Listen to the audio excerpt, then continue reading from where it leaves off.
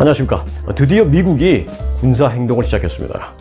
이스라엘은 하마스의 전쟁터에 직접 개입한 건 아닙니다만 오늘 들어온 그리고 이제 이번 전쟁의 중요한 변수가 될 만한 그런 중요한 뉴스이기 때문에 이 얘기 먼저 해드리겠습니다. 자, 미국은 어제 이스라엘을 공격하려고 하는 것으로 의심되는 예멘으로부터 발사된 미사일을 직접 요격했다고 밝혔습니다. 홍해 북부에서 작전 중이던 미 해군 구축함 카니호는 어제 오후 예멘 쪽에 후티 반군이 미사일을 발사한 걸 포착했습니다. 구축함 카니호의 요원들이 그 레이더로 미사일들을 추적해 보니까 발사 지점은 예멘 쪽이고 미사일의 종류는 지상 공격 순항 미사일이었습니다. 그리고 한 개도 아니고 미사일 3기가 동시에 날고 있었습니다. 뿐만 아니라 여러 대의 드론도 날아가는 것을 미 해군은 포착했습니다. 결국 미 해군은 격추시키기로 결정을 하고 해상에서 모두 요격시켰다라고 국방부가 밝혔습니다. 국방부의 팻 라이더 대변인은 요격한 예멘발 미사일 등이 홍해를 따라서 북쪽으로 계속 비행하고 있었다라면서 미군은 이 미사일들이 이스라엘을 향해 가는, 즉 이스라엘에 대한 위협으로 판단해서 그래서 요격을 했다라고 말했습니다. 그런데 미국이 예멘 반군의 미사일을 격추시켰기 때문에 이제 그 예멘에서는요, 이스라엘뿐만이 아니라 미국에 대한 비난 시위도 크게 일 전망입니다. 지금 예멘에서는 이스라엘 비난 시위가 연일 크게 일고 있거든요. 아마 여기서 또 미국 비난 시위도 좀 격화되지 않을까 그렇게 생각되고 있습니다. 그래서 지금 이제 긴박한 뉴스 가운데 또 하나가 들어온 게 있는데 바로 미국 시민권자들에 대한 주의 권고입니다. 국무부는 어제 세계 여러 곳에서 고조된 긴장과 미국 국민 그리고 그 이해관계 등을 겨냥한 테러 공격과 시위 그리고 폭력적인 행동의 가능성 때문에 해외의 미국 국민들에게 더욱 신변 안전에 주의할 것을 권고한다고 밝혔습니다. 그리고 이름은 전 세계 미국 시민권자 안전주의보라고 해서 국무부 이름으로 발표를 했습니다. 국무부는 그 여행객이 많은 곳에서 특별히 안전에 주의하는 한편 스마트 여행자 등록 프로그램, 이게 이제 STEP라고 하는데요. 그 STEP, 그 해외에 여행 가 있는 그런 미국 시민권자들이 그 앱을 받아서 앱에 등록하는 겁니다. 미국 정부가 알 수 있게 해 놓는 것이죠. 미국 시민권자들이 다 어디 가서 있는지. 그래서 그 스마트 여행자 등록 프로그램에 등록을 해서 해외 위험 요인 관련 정보도 받고 또 위급 상황 발생 시에 소재지가 어디 있는지 나라에서 파악할 수 있도록 그것을 미리 등록해 놓으라라고 권고하고 있습니다. 국무부는 또한 전 세계에 있는 미국 시설이나 관련 인사, 심지어는 미국 시민권자인 그 일반인들을 상대로 공격이 있을 수 있는 그런 가능성이 제기됐다라고 밝혔습니다. 미국 시민권자이신 분들은 외모가 저처럼 이제 누가 봐도 한국 사람처럼 생겼으니까 그러니까 나는 괜찮겠지? 라고 생각하지 마시고요. 당분간 주의하시기 바라겠습니다. 왜냐하면은 그 이스라엘에서 하마스가 납치한 사람들이 이스라엘 사람만, 미국 사람만이 아니라 태국 사람들도 막 납치했거든요. 그러니까 특히 이제 미국 시민권 여권을 갖고 이제 해외를 다니시는 경우에는 좀 더 유의하시기 바라겠습니다. 네, 바이든 대통령이 팔레스타인 무장정파 그 하마스에 억류된 인질 구출을 최우선순위로 두고 있다라고 밝혔습니다만 미국 정부 내에서 최악의 시나리오에 대비해야 한다라는 그런 목소리가 나오고 있습니다. 미국 정부의 인질 위기 대응과 관련된 한 소식통은 우리는 기본적으로 한 팔을 등 뒤에 묶인 채 그렇게 작전을 하고 있다 라면서 모든 인질을 다 구출할 수 있을 가능성도 극도로 낮다라고 말했습니다. 그래서 미국 정부 내에 지금 암울한 그런 분위기가 있다라고 전했습니다. 뉴스위크가 그렇게 보도한 건데요. 자, 우선 인질이 전쟁 지역에 있는 데다가 구출 작전을 미국이 아닌 이스라엘이 주도하고 있다라는 것도 이런 그 암울한 인식의 배경으로 분석됩니다. 인질이 억류됐을 것으로 보이고 있는 그 가자 지구에 대해서 미국의 정보가 이스라엘보다 좀 제한적이라는 것도 미국이 주도적으로 인질 구출 작전을 진행하지 못하고 있는 그런 요소입니다. 미국이 가자 지구를 통제할 수 없는 데다가 이스라엘이 지상군을 개입할 경우에, 지상군을 도입해서 지상전을 시작할 경우에 여러 가지 상황 변화가 미국을 더더욱이 어렵게 만든다라는 것입니다. 과거 인질 사태와 달리 이번에는 인질이 잡혀있는 장소가 불분명한 그런 상태입니다. 나아가 미국 정보기관 내에서는 다수의 무장단체가 인질을 여러 장소에 나누어서 억류하고 있을 수 있다는 그런 우려도 커지고 있는 상황입니다. 예를 들어서 인질을 억류하고 있는 것이 뭐 3곳, 4곳 이렇게 분산되어 있다면 미국 정부가 갖고 있는 정보에 따르면 일단 하나는 확인했어요. 그래서 그곳에 있는 인질을 구하기 위해서 구출작전을 벌였을 때 나머지 2개, 3곳에 나눠져 있는 저쪽에서는 어떤 끔찍한 상황이 발생할지 모른다라는 그런 우려인 것입니다. 이 때문에 미국이 인질을 이러다가는 정말 제대로 구출하지 못하고 있는 것이 못하지 않겠느냐. 결국은 최악의 상황을 맞지 않겠느냐라는 그런 최악의 시나리오도 미국은 좀 생각하고 대비를 해야 한다라는 그런 암울한 분위기가 미국 정부 내에 있다라는 것입니다.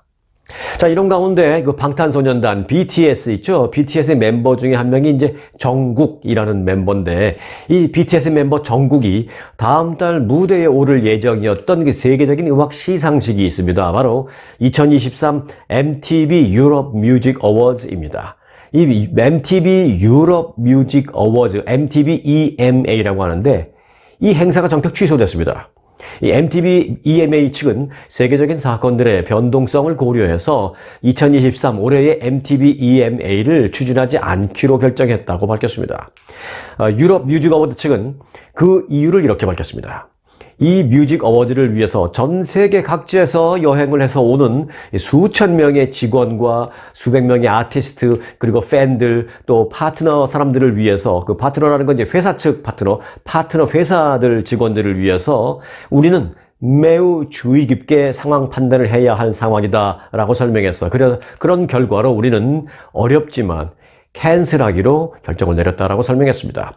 이어서 MTV EMA 측은 매년 열리는 글로벌 음악 축제이지만 가자 지구에서 계속 벌어지고 있는 이 끔찍한 사건들을 보면서 지금은 세계적인 축하 행사를 열 때로 느껴지지 않는다. 지금은 오히려 애도를 해야 할 시간인 것 같다라고 이 캔슬을 한 이유를 덧붙였습니다.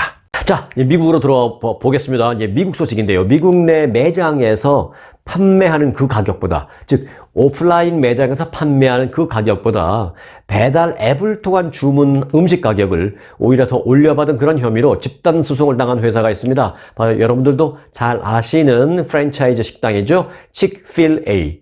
이 칙필A가 고객들에게 결국 440만 달러를 배상하기로 합의했습니다.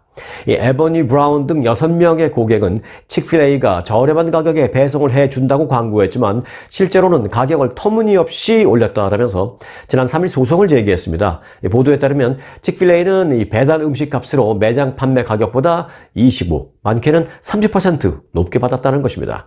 예를 들어서 이 치킨 너겟 30개를 주문해서 배달을 받으면 매장 가격보다 $5 내지는 $6 더 받았다는 것입니다. 이 440만 달러의 배상금은 현금으로 145만 달러 그리고 상품권으로 295만 달러를 준비해서 지급을 하기로 합의됐습니다. 고객은 둘 중에 하나를 선택할 수 있습니다. 약간의 현금을 받거나 아니면 그것보다는 좀 더 많은 기프트 카드를 칙필A 카드를 받거나입니다. 칙필A 고객은 이메일로 이제 온라인 클레임 양식을 받으면 작성해서 보내면 됩니다. 29불 95센트에 해당하는 현금을 받을 수도 있고요. 쉽게 말하면 약 $30 정도의 현금을 받을 수도 있고요. 아니면 그보다는 조금 더 되는 상품권을 받을 수 있는데 둘 중에 하나를 선택하면 되겠습니다. 사실 그런데 이 칙필A뿐만이 아니라 잘 아시죠? 이 치폴레 그리고 맥도날드 등의 그 배달 음식 가격도 우버이츠나 도어대시 같은 배달 앱을 통해서 주문할 경우에 20 내지 많게는 40%가 더 비싼 경우가 많이 있습니다. 앞으로 이들 매장에 대한 그 칙필A 말고도 어디 치폴레나 또는 맥도날드 등등 이들 매장에 대한 소송도 이어질 것으로 전망되고 있는 상황입니다. 네, 남가주를 비롯한 전국의 그 부촌 지역에서 한인 등 아시안계를 상대로 한 주택 침입 강도가 기승을 부리고 있습니다. 자, 이런 가운데 한밤중에 외출을 했다가 집으로 돌아온 한인 부부가 아주 간발의 차이로 이 미행 권총 강도로 피하는 그런 극적인 사건이 시애틀에서 있었습니다. 일요일이었던 지난 15일 밤 시애틀 인근 켄트라는 지역의 그 대표적인 부촌에서 그 이스트힐이라는 지역입니다. 켄트라는 곳의 대표적인 부촌, 그쪽에 사시는 분들은 뭐 다 아실 거예요. 이스트힐 지역. 이 이스트힐에서 귀가를 하던 한인 현모 시부부를 상대로 주택 침입을 시도했던 2인조 권총 강도 사건이 발생했습니다. 강도 사건이 발생하진 않았으니까 정확하게 표현한다면 이인적 권총 강도 미수 사건이라고 표현을 해야 되겠죠. 자, 여하튼 그 켄트 경찰국이 공개한 동영상에 따르면 이들 부부는 이날 밤늦게 자신들의 집으로 돌아왔습니다. 남편이 먼저 문을 열고 갔는데 뒤따라온 부인이 막 집 안으로 들어가려는 순간 후드티에 복면을 한 2인조 권총 강도가 들이닥쳤습니다. 놀란 부인이 황급하게 빨리 집 안으로 들어가면서 급하게 문을 닫았습니다. 그러자 문을 열려다가 실패한 2인조 강도 가운데 한 명이 대문 옆에 설치된 이 CCTV 감시 카메라를 총으로 막 내리치면서 파손하는 그런 장면이 고스란히 영상에 녹화되었습니다. 아주 정말 간발의 차이로 문을 닫는 데 성공하면서 강도 사건에서 빠져나올 수 있었죠. 자, 이런 사건은 그런데 이게 다가 아니었습니다. 바로 다음 날인 16일 새벽에는요, 역시 같은 지역, 이 사우스 이스트 스트릿에서 한 아시안 남성이 담배를 피우기 위해서 집 앞에 서 있다가 권총 강도를 당했습니다, 이 사람은. 경찰에 따르면 길 건너편에 그 수상한 차량이 주차되어 있다는 그런 사실을 느낀 그 남성이 서둘러서 집 안으로 들어가려 하자 복면을 쓴 흑인 용의자들이 빠르게 차 밖으로 뛰쳐나오면서 결국은 막 뛰어오다가 그를 밀치고 그 집 안으로 침입을 했습니다. 피해를 입은 남성은 켄트 경찰국에 이 라이플과 권총을 소지한 용의자들이 집안에서 현금과 보석을 강탈했다라고 신고를 했습니다. 그리고 강제로 금고를 열도록 자신을 위협했다라고 증언했습니다. 그런데 이 시애틀 주변 지역에서 발생한 아시안계 주민들을 대상으로 한 주택 침입 강도는 이번이 처음이 아닙니다. 그리고 이게 또 한두 건이 아닙니다. 자, 지난 여름부터 조금 두세 달 좀 거슬러 올라가면요. 지난 여름 사우스 시애틀 지역의 그 아시안 주민 집단 아시안 주민들이 많이 거주하는 그런 거주지에서 복면을 한 무장 강도들이 침입해서 현찰과 귀중품 등을 강탈해 간 사건이 무려 14건 이상 연쇄적으로 발생했습니다. 이와 관련해서 시애틀 경찰국 남부서의 그 랍 브라운 서장은 3명 내지 많게는 7명 등으로 이루어진 이 떼강도는 마스크로 얼굴을 가리고 총기로 주민들을 위협했었다라고 밝혔습니다. 한 사건에서는요, 용의자들이 10살짜리 소년을 총기로 위협하면서 그 부모에게 돈과 귀중품을 보관하고 있는 것을 대라라고 협박을 하기도 했습니다. 이들 떼강도는 아시아계 피해자들의 그 영어 소통 능력이 좀 부족하다라는 이유를 사건을 저지른 여러 가지 이유 중에 하나로 꼽았다라는 것이 나중에 분석이 됐습니다. 왜냐하면 영어 소통 능력이 좀 부족한 경우에 신고가 지연될 수 있기 때문에 그런 것을 노리고 경찰 출동이 늦어질 수 있다라는 것을 노리고 이들은 범행을 저질렀다라는 것입니다. 브라운 서장은 이 때문에 평소에 이 범행을 당할 수 있는 그런 가능성을 절대 만들지 마라. 문을 오랫동안 열어놓고 있거나 또는 문을 열고 앞에 나와서 뭐 담배를 피든 뭐 누구랑 얘기를 하든 오랫동안 문을 열어놓은 상태를 유지시키지 마라. 그리고 밤늦게 집으로 귀가하는 경우에는 반드시 주변을 좀 잘 살피면서 집 안으로 들어가기를 권고한다. 라고 경찰은 밝혔습니다. LG 얘기를 좀 해드리겠습니다. 인간 존중의 경영 이념을 기치로 내건 회사가 한국에서는 대표적인 게 이제 LG거든요. 그런데 그런 LG가 미국에서 연방노동법 위반 혐의로 소송을 당했습니다. 임원급의 남성 인사들이 여성 지점장에게 고함을 지르고 폭언을 했다라는 그런 주장과 함께 한국 내 오랜 시간 동안 뿌리내려온 그 유교적인 문화에 의한 남녀 차별적인 인식까지 있는 것으로 이 소장에 지적이 되어 있습니다. 자, 이번 소송은 지난해 1월 한인 직원 김소연 씨가 LG전자 미주법인을 상대로 연방민권법 위반 소송을 제기하면서 비롯됐습니다. 소장에 따르면 김 씨는 최근 약 3년간 일리노이주 볼링브룩 지역 그 LG FNS에서 지점장으로 근무했었던 데부터 시작이 됩니다. 자, 김소연 씨는 소장에서 이렇게 말했습니다. LG FNS와 LG전자는 자매 회사로 모두가 한국에 있는 LG 가문이 소유하고 있는 사업이다 라고 명시를 한 뒤에 LG의 관리직 직원들은 대부분 한국 국적의 한국 남성들로 자신은 근무 기간 내내 이들로부터 직무 권한 훼손을 비롯한 폭언, 고함, 그리고 괴롭힘 등등에 시달리면서 적대적인 열악한 근무 환경에 처해 있었다라고 말했습니다. 그리고 한인 여성이 아닌 다른 인종의 여성들은, 그러니까 한인 여성을 빼고 여성 직원이라 하더라도 한인 여성이 아닌 경우에는 그들에게는 그렇게 하지 않았다라고 주장했습니다. 일례로 소장이 명시된 한 케이스를 보면 김소연 씨는 이 매니저 가운데 한 명인 LG전자 고경수라는 사람에게 건물 환기 문제에 대해서 컴플레인하는 보고서를 제출했습니다. 그러자 고경수 씨는 김소연 씨를 질책하는가 하면 해당 문제를 더 이상 제기하지 말라고 협박했다라는 내용도 담겨 있습니다. 김소연 씨는 또 이 한국인 남성 경영진은 내가 한인 여성이다라는 이유로 복정적이고 온순하며 자신들의 경영 방침에 의문을 제기하지 않을 것이다라는 어떤 그 기대를 했던 것 같다라며 이러한 행위는 최소 600년 이상 이어진 한국 내의 어떤 문화적인 시스템 안에서는 허용될 수 있을지 모르겠지만 미국에서는 절대 그렇지 않다라는 것을 이들은 알지 못했다. 그래서 이들은 자신들에게 특히 한인 여성들에게 심하게 폭언과 괴롭힘을 저질렀다라고 지적했습니다. 자, 이 소송의 결론이 주목됩니다. 네, 지난 2020년 미국 대통령 선거 때 조지아주 선거 결과 그 뒤집기 시도에 관여했다라는 혐의로 트럼프 전 대통령과 함께 기소되어 있는 19명이 있습니다. 그런데 그 19명 가운데 한 명, 당시 그 선거대책본부 변호사였던 사람이 어제 유죄를 인정했습니다. 트럼프 전 대통령의 변호사였던 시드니 파웰이라는 사람인데요. 그는 어제 조지아주 애틀랜타 풀튼 카운티 법원에서 유죄를 인정하고 형량 협상을 하겠다라고 밝혔습니다. 어찌 보면 본인은 억울하다라는 생각을 갖고 있지만 이 재판이 오래 갈 경우에 그래서 이제 자기가 결국 억울하지만 유죄로 될 경우에 재판을 끝까지 가게 되면 좀 센 형량을 받을 수 있기 때문에 그냥 이쯤에서 형량을 조정해서 실형을 살지 않는 그런 정도 선에서 그냥 유죄를 인정하자 이렇게 생각할 수도 있습니다. 자, 일단 형량 협상에 따라서 그 파웰 변호사는 보호관찰 6년과 그리고 실형은 아니고 $6,000의 벌금형을 받게 됐다는 소식입니다. 또 하나 더 있어요. 그런데 조지아주 시민들에게 사과하는 편지를 작성해서 제출하기로 했습니다. 그리고 또 하나 있습니다. 앞으로 재판에 증인으로 출석해서 증언을 하겠다라고 동의한 것으로 알려졌습니다. 상당히 이번 재판에 있어서 이 파웰 변호사의 형량 협상이 적지 않은 변수가 될 전망입니다.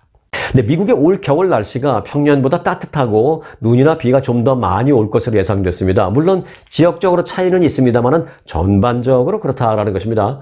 연방 국립해양대기청은 어제 이 발표한 겨울 전망 보고서라는 곳에서 4년 만에 처음으로 라니냐가 아닌 엘니뇨 영향을 받는 겨울을 맞게 될 것이다라면서 이는 미국 북부와 서부 지역의 기온을 평균보다 더 따뜻하게 만들 것이다라고 밝혔습니다.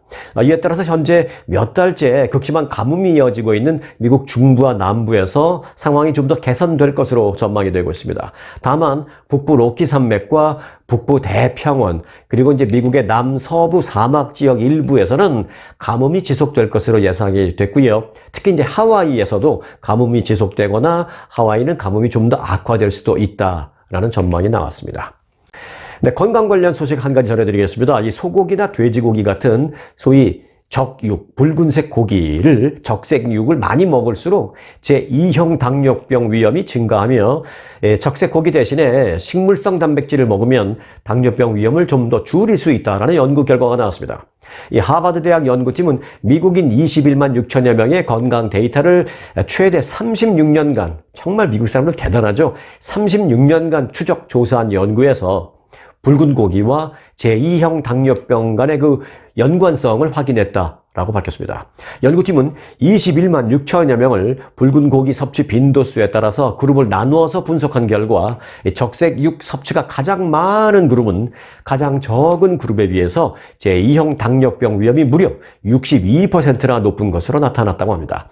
하지만 붉은 고기를 다른 어떤 식물성 단백질이나 또는 견과류 등으로 대체한 이후 이들의 제2형 당뇨병 위험은 당초 62%에서 30%로 내려가는 것도 확인됐다고 밝혔습니다. 붉은색 고기 적당히 드시고 너무 많이 드지 마시고요. 그 대신에 다른 단백질, 예를 들어서 무슨 견과류나 식물성 단백질 같은 것으로 좀 대체하시기 바라겠습니다.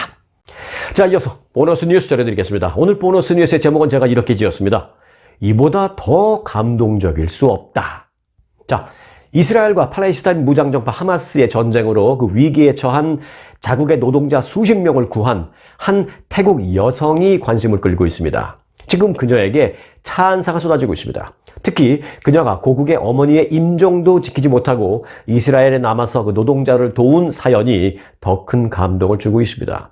이스라엘에서 법률사무소를 운영하던 반나차이라는 그 태국 여성은요, 태국인 친구와 함께 하마스의 공격으로 곤경에 빠진 태국 노동자들을 그 위험 지역에서 구해낸 것으로 지금 유명세를 떨치고 있으면서 박수와 찬사를 받고 있습니다. 그는 변호사 출신이자 이스라엘 사람인 자신의 전 남편과 함께 법률사무소를 운영하고 있었는데요. 이 하마스의 공격이 시작된 이후에 태국 노동자들이 도움을 요청하자 어떠한 형태로든 이들을 도와야 되겠다라는 생각을 했다고 합니다. 이후 이 반나차이는 친구와 함께 위험을 무릅쓰고 교전 지역까지 차를 몰고 들어갔습니다. 매우 위험한 상황이었고 이스라엘군이 진입을 허용하지 않는 경우도 있었지만 끝내 안으로 들어가서 태국 노동자들을 인솔해서 대피시키는 데 성공하기도 했습니다. 이 과정에서 노동자들을 보내지 않으려는 그 고용주와의 갈등도 있었고 또 여권 등 각종 문서가 불에 타거나 사라져서 출국이 어려운 그런 태국 노동자들의 문제 등도 발생했는데 자신의 회사인 그 법률사무소를 통해서 다 일일이 어렵지만 해결을 했다라고 합니다. 그녀의 활약상에 전해지자 이 태국인들은 반나차이를 영웅이다, 천사다라고 칭하면서 박수를 보내고 있습니다. 그런데 여기서 또 안타까운 스토리가 생깁니다. 이 반나차이가 전장에서 동포들을 구하는 사이 그의 어머니가 세상을 떠나는 것입니다. 이 말기 암으로 투병하던 그녀의 어머니는 이 병상에서 딸에게 메시지를 전했는데요. 집으로 돌아오지 말고 이스라엘에서 남아서 태국 노동자들을 계속 도와라 라고 한 뒤에 결국 눈을 감았다는 것입니다. 지난 13일 그녀의 어머니는 세상을 떠났고요. 임종을 지키지 못한 그 반나차이는 장례식 참석을 위해서 엊그제 태국으로 돌아왔습니다. 그 반나차이는 어머니의 상태가 나빠졌을 때 집으로 돌아가서 함께 있고 싶었다. 하지만 이스라엘에 남아서 나의 도움이 필요한 태국인들을 계속 도우라라고 어머니가 병상에 서서 말씀하셨기 때문에 결국 그 말을 나는 따를 수밖에 없었다라면서 눈물을 흘렸습니다. 이 반나차이는 한두 달 후에 이제 다시 이스라엘로 돌아갈 예정입니다. 그녀는 취재진에게 이렇게 말했습니다. 우리는 모두 한 번 태어나고 한 번 죽습니다. 나는 최선을 다해서 태국 동료들을 계속 돕겠습니다. 라고 말하면서 이스라엘에서 자신이 그 구출 활동을 할 당시의 심경을 그렇게 밝혔습니다. 이번 전쟁으로 이스라엘에서는 태국 노동자 30명이 숨지고 17명이 하마스의 인질로 억류되어 있습니다. 이 외국인 중에는 그 미국인에 이어서 태국인 사망자가 두 번째로 많습니다. 부상자를 포함해서 그가 대피를 시켜서 도운 태국 노동자는 무려 90여 명에 달하는 것으로 알려졌습니다. 만일 반나차이가 이처럼 이렇게 그들을 돕지 못했다면 태국인 희생자는 훨씬 더 늘었을 것이다 라는 분석입니다. 자, 진정한 영웅, 진정한 천사임에 틀림이 없습니다. 감동적인 스토리였습니다. 네, 오늘 스토리 뉴스는 여기까지입니다. 끝까지 함께 해주신 구독자님들께 특급 감사를 드리면서 마치도록 하겠습니다. 여러분 고맙습니다.